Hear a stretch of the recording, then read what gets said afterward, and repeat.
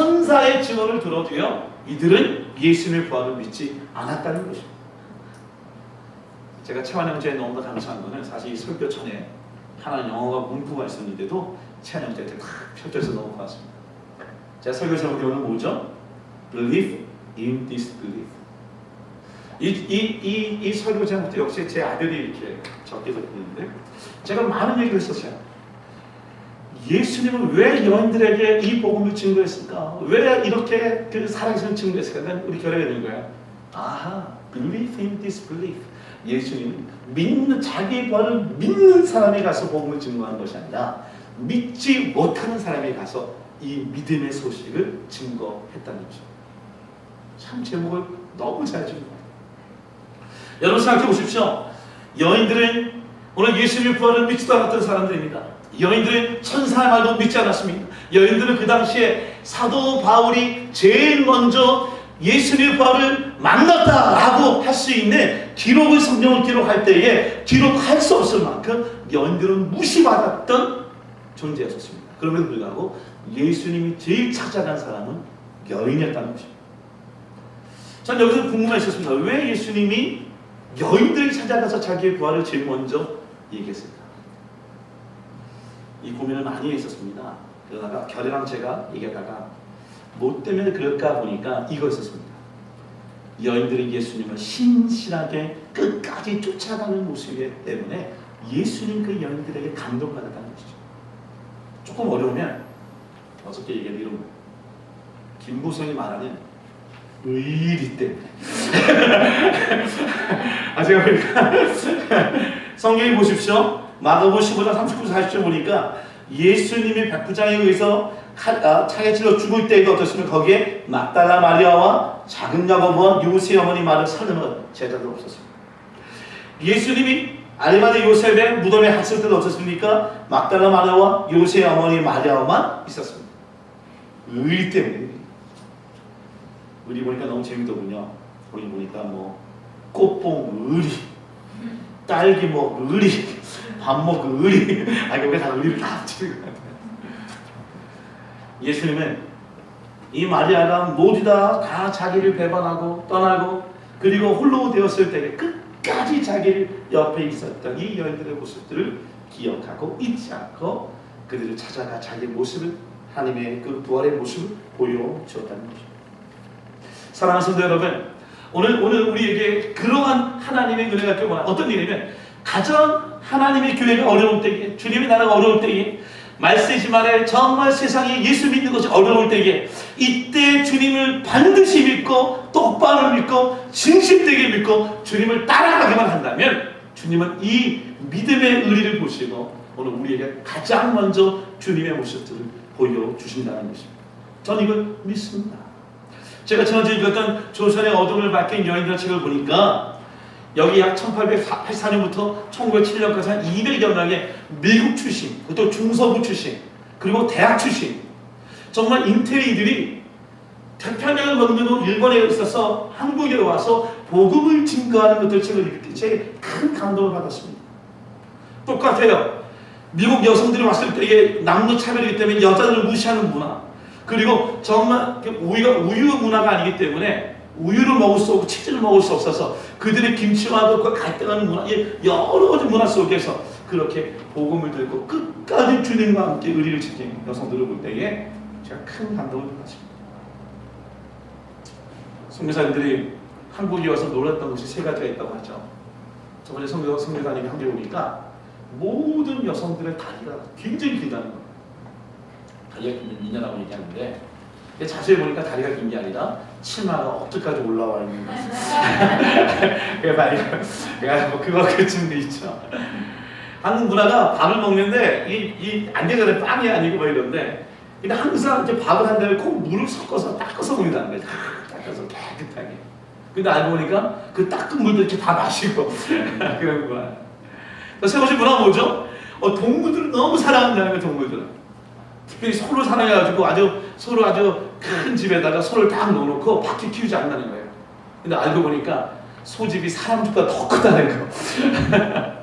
그 정도로 나약하고 연약하고 정말 뭐라 그럴까요? 이렇게 열악한 상황에 있는 그 선교지에 와서 선교사님, 특히 여자 선교사님들이 자식들이 와서 죽고 10병에 죽고 16병에 죽고 풍토병에 죽고 전염병에 죽는 상황에 있더라도 끝까지 배신하지 않고 주님의 길을 따라갔던 사람들은 실제 남자 선교사님보다 그의 아내였던 여자 선교사 그리고 독신우 선교사님들이 그 복음을 들고 끝까지 증거하는 모습이었다는 것입니다. 여러분, 이번에 너무나 은혜를 받는 것입니다. 근데 오늘 이런 생각을 고민하셨습니다. 왜 이 여인들은 끝까지 주님의 그 고난의 길에서 도망치지 않냐고 의리를 지키고 끝까지 주님과 함께 동행했는가라는 것이 제가 또 한번 말씀을 묵상하면서 갖고 던진 질문이 있었습니다. 한마디로 이겁니다. 이 모든 여인들은 예수님을 인격적으로 만났고 예수님이 메시아인 것을 믿었고 그분이 예수님이 다시 부활할 사건, 이거는 정말 이해할 수 없는 사건인지 모르지만 예수님이 하나님의 아들이시며 그분이 우리의 구원자이시며 우리 죄를 십자가에 죽으신 것만은 분명히 믿고 따랐던 여인들이었다는 것입니다. 한마디로 얘기하면 그들은 은혜를 입은 자들이었습니다. 성경 우리가 누가복음 1장 26절 30절 보니까 동정녀 마리아에게 천사가 나타나서 제일 먼저 한 얘기가 뭐냐면 마리아여 은혜를 받은 자여 평안할지어다라고 얘기합니다. 마지막에 보니까 천사가 이르되 마리아와 두려워하지 마라, 무서워하지 마라, 내가 하나님께 은혜를 입었느니라 라고 얘기하면서 여인에게 은혜를 입은 걸 얘기합니다. 누가복음 8장에 보십시오. 동정녀 마리아가 아니라 막달라나 마리아에도 이런 똑같은 사건이 있었습니다. 한번 같이 한번 읽어보죠. 읽겠습니다. 시작. 또한 악귀를 쫓아내심과 병고침을 받은 어떤 여자를 곧 7 귀신이 나간 자 막달라 마리아 하는 마리아와 뭐라고 하니까 이 막달라 마리아가 뭐냐면 이 막달라라는 뜻이 그 지방의 동네 이름이고요. 이 마리아라고 하는 이름이 갖고 있는 이 여인이 어떻습니까? 7 귀신을 들었던 자가 있었습니다. 여러분, 귀신이 들었다면 어떤 생각을 상상할 수 있죠? 귀신이 들렸으면 아무래도 그가 다니는 행거나 옷 모습이나 말하는 것이나 이 모든 것들이 비정상적인 모습이었을 것입니다. 어쩌면 가정에서 돌보지 못한 여인일 수 있습니다. 성경에 보니까 보통 귀신 들린 사람들은 무덤과 무덤 사이를 다니면서 그렇게 방황하고 그리고 정말 뭐라 그럴까요? 사람들과 사람에게 격리되어 있는 모습을 성경에서는 종종 소개하고 있습니다. 그녀에게 예수님이 찾아오셨습니다. 예수님이 병을 고쳐주셨습니다. 고침받으니까 이 귀신만 나간 것이 아니라 영혼이 회복이 되고 그리고 자기 갖고 있는 가족이 회복이 되고 자기 있는 정체성이 회복이 되고 자기 있는 위치가 회복이 되는 것들을 막달라 마리아는 경험했다는 것입니다. 경험받은 이 은혜를 받은 구원받은 변화받은 이 여인의 인생에서 할 수 있는 것이 뭐냐? 그는 구원해 주신 예수 그리스도와 함께 그와 끝까지 주님의 길을 따라가는 길을 걷게 되었다는 것입니다. 여러분, 마리아라는 뜻은 원래 히브리어 마리아라고 얘기합니다. 근데 이게 히브리어가 아니라 이게 헬라어로서 마리아라고 얘기합니다. 근데 이 히브리어는 뭐냐면 이것을 미리암이라고 얘기합니다. 미리암이라고 하는 이름과 마리아라는 이름과 똑같은 것입니다. 근데 이 마리아라고 하는 미리암이라는 것의 원어를 보는 게 뭐냐면 마라라고 얘기합니다. 이 마라에서 파손된 건데 이 마라가 뭡니까? 마라의 생문에 있는 것처럼 괴로움, 비탄, 쓴 이런 뜻을 갖고 있는 것이죠. 성경에 6명의 마리아가 소개됩니다. 이 마리아를 하나하나 보면 다 비탄받은 여자, 괴로운 여자, 외로운 여자, 과부된 여자, 이렇게 버림받은 귀신 들린 여자 또는 처녀일 때에 아기를 가진 여자, 이렇게 세상을 보면 굉장히 무시당할 수 있는 또는 억압받을 수 있는 성경에 그런 인물들이 나옵니다. 그런 여인에게 주님이 찾아오셨습니다. 그 여인을 주님께서 자녀 삼아주시고 제자 삼아주시고 그리고 주님과 함께 동행할 수 있는 하나님의 사역자로 삼아주셨기 때문에 그들은 끝까지 주님의 길을 포기하지 않고 갈 수 있었던 하나님의 사람이 될 수 있었던 것입니다. 사랑하는 성도 여러분, 오늘 우리 열방교회가 이런 은혜가 체험이 있는 은혜를 경험하는 하나님과의 만남에 하나님의 구원을 확인하고 경험하고 그래서 이것을 인식하고 살아갈 수 있는 마지막 때의 성도들 되기를 주의 이름으로 축복합니다. 아무리 다른 직분을 받고 아무리 다른 봉사를 한다 할지라도 내가 예수님과의 인격적인 만남, 그분의 구원의 은혜 이것을 놓쳐버리면 우리는 하나님의 마지막 길 십자가의 길 순교자의 길을 걸어갈 수 없게 되기 때문입니다. 제자들이 도망칠 이유가 뭡니까?